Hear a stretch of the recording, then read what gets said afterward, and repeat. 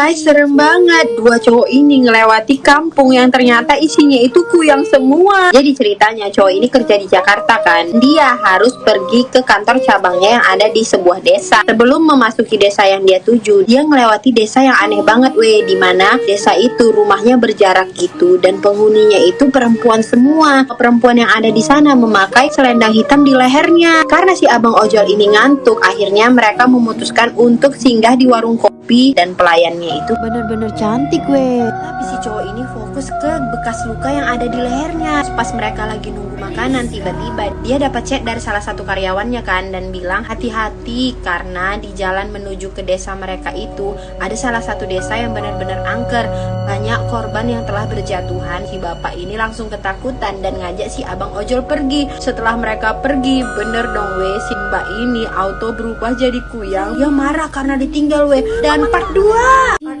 satu kampung ini isinya penganut kuyang semua Jadi ceritanya setelah bapak ini melewati kampung yang isinya itu perempuan semua dan di leher semua wanita itu ada selendang hitam, bapak ini udah mulai curiga kan. Ditambah lagi pas mereka makan, pelayannya itu ternyata adalah seorang kuyang. Untungnya si bapak ini bisa selamat karena sebelum dia dimakan sama kuyang, dia udah dapat pesan dari temannya yang mengingatkan kalau misalnya kampung itu benar-benar berbahaya. Tapi pas dia kabur ternyata salah satu kuyang tersebut ngikutin. Mereka kira pas di jalan mereka udah aman kan, dan ternyata ada kuyang yang ngikutin mereka Awalnya cuma satu kan, lama kelamaan semua kuyang itu ngikutin mereka segerombolan gini. Mereka ketakutan, cicing dan tancap gas sampai akhirnya mereka itu ketemu perbatasan yang mengakhiri desa kuyang tersebut sama desa yang mereka mau tujukan. Setelah sampai di simpang tersebut ternyata mereka aman karena kuyang itu gak bisa keluar dari kampung tersebut. Mereka cuma bisa sampai di perbatasan itu aja. Guys, pengen cari tumbal, si mbak kuyang ini malah dijadiin sate usus sama ibu-ibu ini. Rumahan itu ada ibu hamil, nama ibu ini Ibu Siko, pekerjaannya jualan baju online gitu. Ini dia lagi mau masukin patungnya ke dalam rumah. Ibu Siko dibantuin tetangganya buat masukin patung-patung bajunya kan. Nah setelah tetangganya selesai bantuin, dia masuk ke rumah. Akhirnya si mbak kuyang ini merasa ada kesempatan memangsa ibu ini kan. Si Ibu Siko ini lagi masak gitu kan, tapi ternyata si Ibu Siko ini lagi masak hati dan dia lagi ngidam banget sama yang namanya usus. Dia bilang tuh kalau aja di sini ada usus langsung aku jadiin sate. Ternyata si Ibu Siko ini adalah ibu psikopat. Karena takut dijadiin tumbal, dia akhirnya kabur dari rumah itu. Tapi pas dia mau kabur ternyata badannya hilang karena badannya udah dimasukin sama tetangganya. Itu adalah salah satu patung si Ibu Siko kan. Akhirnya setelah dicari-cari dia nemu tuh badannya, dia pasang lagi kan kepalanya. Tapi ternyata di belakangnya udah ada si ibu psikopat tadi Dan part 2 ketika kuyang ketemu sama ibu-ibu psikopat, bukannya dapat mangsa, dia malah mau dijadiin sate usus sama si ibu ini.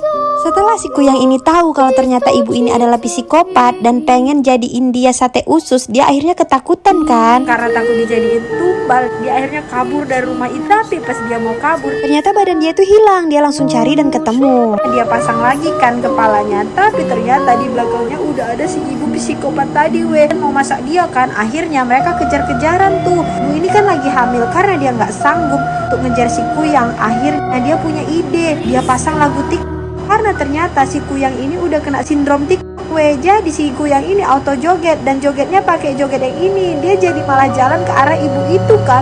Udah deket banget nih sama si Ibu Siko ini. Untungnya HP ibu psikopat ini lobet si kuyang jadi berhenti goyang dan dia kabur. Untung dia bisa selamatkan. Makanya mbak kuyang hati-hati. Pengen cari mangsa, si kuyang ini malah ketemu emak-emak. Jadi ceritanya si kuyang ini malam ini mau mencari mangsa kan. Di lain sisi ada anak laki-laki yang mau jemput tantenya yang sedang hamil besar. Pas perjalanan mau menuju ke rumah, mereka itu ngelewatin kuburan yang di situ ada pocong dan kuntilanak. Gak berapa lama tiba-tiba si kuyang muncul. Si kuyang ini nanya informasi ke mereka berdua kan, di mana ada rumah yang berisi ibu hamil. Terus si kuntilanak bilang, tadi ada ibu hamil loh yang lagi lewat, baru aja naik motor, diboncengin bocah. Kalau kamu gak percaya, coba deh kejar aja. Pas ketemu si kuyang ini seneng dong karena dia ngelihat perut ibu itu besar. Tapi ternyata perut ibu ini besar bukan karena hamil, tapi karena emang dia itu gendut. Nah si ibu ini merasa dilecehkan Dia nganggap si kuyang ini body shaming kan, karena bilang perutnya besar. Dia itu kan gak hamil, emang perutnya aja yang besar. Kesel di body shamingin sama si kuyang. Akhirnya dia ngamuk dan mau jadiin si kuyang ini sate jeroan. Guys, begini ternyata asal usul si mbakku yang ternyata dia tuh perempuan yang cantik banget tuh. Jadi ceritanya di sebuah desa ada seorang janda kaya raya yang mukanya itu cantik banget.